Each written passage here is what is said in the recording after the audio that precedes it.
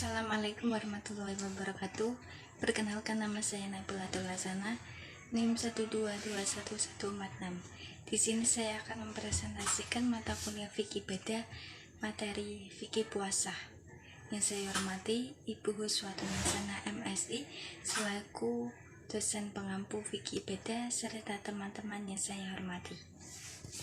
1. Pengertian puasa. Puasa berasal dari kata saum atau siam dalam struktur bahasa Arab bermakna imsak atau menahan diri. Sedangkan puasa menurut istilah adalah ibadah mendekatkan diri kepada Allah Ta'ala dengan menahan diri dari makan, minum, dan segala hal yang membatalkan puasa dari terbit fajar shadiq hingga terbenamnya matahari. Selanjutnya, dasar hukum puasa. Dasar hukum puasa ini terdapat dalam Quran Surat Al-Baqarah ayat 183. Bismillahirrahmanirrahim.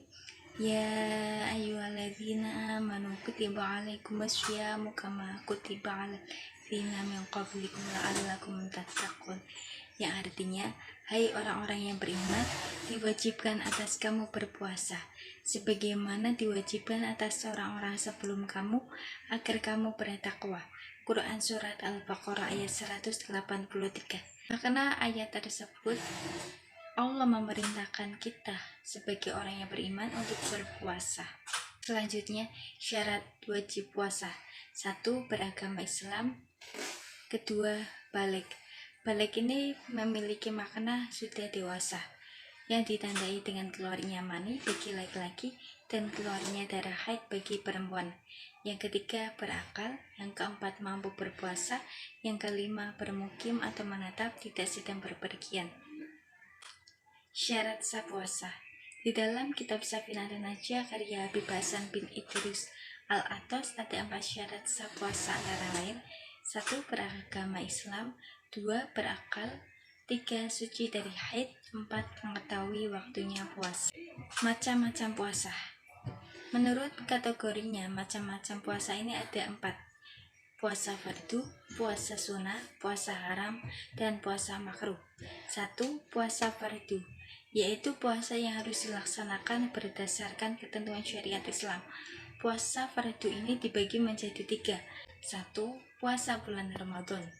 Berdasarkan firman Allah, maka barang siapa di antara kamu ada yang menyaksikan bulan itu, maka berpuasalah. Berpuasalah dalam hal ini dikontekskan pada puasa dalam bulan Ramadan. Quran Surat Al-Baqarah ayat 185.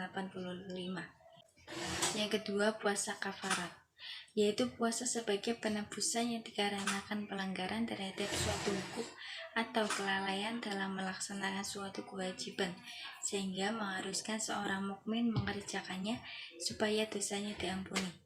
Bentuk pelanggaran melakukan puasa kafarat antara lain: 1. Apabila seorang melanggar sumpahnya dan ia tidak mampu memberi makan dan pakaian kepada 10 orang miskin atau membebaskan seorang raqabah, maka ia harus melaksanakan puasa selama 3 hari.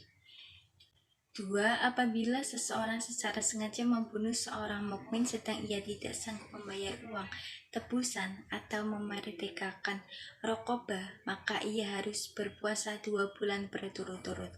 Quran Surat An-Nisa ayat 94. Yang ketiga, apabila dengan sengaja membatalkan puasanya dalam bulan Ramadan tanpa ada halangan yang telah ditetapkan, ia harus membayar kafarat dengan berpuasa lagi sampai genap 60 hari. Menurut Imam Syafi'i, Maliki, dan Hanafi, orang yang berpuasa berturut-turut karena kafarat yang disebabkan berbuka puasa pada bulan Ramadan, ia tidak boleh berbuka walau hanya 1 hari di tengah-tengah 2 bulan tersebut, karena kalau berbuka berarti ia telah memutuskan kelangsungan yang berturut-turut itu. Apabila ia berbuka, baik karena uzur atau tidak, ia wajib memulai puasa dari awal lagi selama 2 bulan berturut-turut. Yang ketiga, puasa nazar, yaitu puasa yang disebabkan karena mengatakan janji pada diri sendiri. Contohnya, apabila Allah telah menganugerahkan keberhasilan dalam suatu pekerjaan, maka ia akan berpuasa sekian hari. Macam-macam puasa menurut kategorinya. Yang kedua, yaitu puasa sunnah, Puasa sunnah yaitu apabila dikerjakan akan mendapatkan pahala dan apabila tidak dikerjakan tidak berdosa. Puasa sunnah ini antara lain 1. Puasa 6 hari di bulan Syawal. Bersumber dari Abu Ayyub Az-Zari radhiyallahu an, sesungguhnya Rasulullah bersabda, barang siapa berpuasa pada bulan Ramadan, kemudian dia menyusulkannya dengan berpuasa 6 hari pada bulan Syawal, maka seakan-akan dia berpuasa selama setahun. Hadis riwayat Muslim. Yang kedua, puasa tengah bulan pada tanggal 13, 14, dan 15 dari tiap-tiap bulan Qamariyah. Yang ketiga, puasa hari Senin dan hari Kamis. Hadis Rasulullah memperbanyak puasa hari Senin dan hari Kamis, kemudian beliau berkata, sesungguhnya amal-amal itu dilaporkan setiap hari Senin dan hari Kamis, maka Allah akan mengampuni setiap muslim, kecuali mereka yang saling memutuskan tali persaudaraan. Hadis riwayat Ahmad. Selanjutnya, puasa hari Arafah atau pada tanggal 9 Zulhijjah atau Haji. Selanjutnya, puasa tanggal 9 dan 10 bulan Muharram. Puasa Nabi Daud alaihissalam atau puasa yang 1 hari berpuasa dan 1 hari tidak berpuasa. Yang selanjutnya, puasa bulan Rajab, Sya'ban, dan bulan-bulan suci. Macam-macam puasa menurut kategorinya. Yang ketiga yaitu puasa makruh. Puasa makruh ini lebih baik ditinggalkan. Menurut kategorinya yang ketiga yaitu puasa makruh. Puasa makruh ini mendekati haram, ini lebih baik ditinggalkan. Puasa makruh ini dibagi menjadi antara lain 1. Puasa pada hari Jumat secara tersendiri. Berpuasa pada hari Jumat hukumnya makruh apabila puasa itu dilakukan secara mandiri. Artinya hanya mengkhususkan hari Jumat saja untuk berpuasa.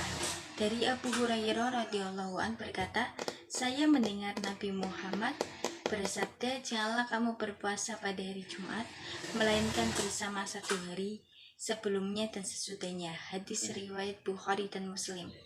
Yang kedua, puasa sehari atau 2 hari sebelum bulan Ramadan. Yang ketiga, puasa pada hari Syak atau meragukan. Selanjutnya, macam puasa yang keempat yaitu puasa haram, yaitu puasa yang apabila dilakukan maka berdosa. Puasa yang diharamkan tersebut antara lain 1. Istri puasa sunnah tanpa sepengetahuan dari suami atau suami tahu tapi tidak mengizinkan. Dari Abu Hurairah radhiyallahu an, Nabi bersabda, tidak boleh seorang wanita berpuasa sedangkan suaminya ada di rumah di suatu hari selain bulan Ramadan kecuali mendapat izin suaminya. Hadis riwayat Bukhari dan Muslim. Yang kedua, puasa pada hari raya Idul Fitri dan Idul Adha. Yang ketiga, puasa pada hari tasyrik yaitu hari ke-11, ke-12 dan ke-13 bulan Zulhijjah kecuali untuk dam atau sebagai ganti dari menyembelih kurban. Selanjutnya, puasa wanita haid atau nifas yang baru melahirkan. Selanjutnya, puasa jar atau puasa tiap hari tanpa buka. Hadis Rasulullah SAW tidak dinamakan puasa orang yang berpuasa terus-menerus. Hadis riwayat Bukhari. Sekian presentasi dari saya, kurang lebihnya mohon maaf. Wassalamualaikum warahmatullahi wabarakatuh.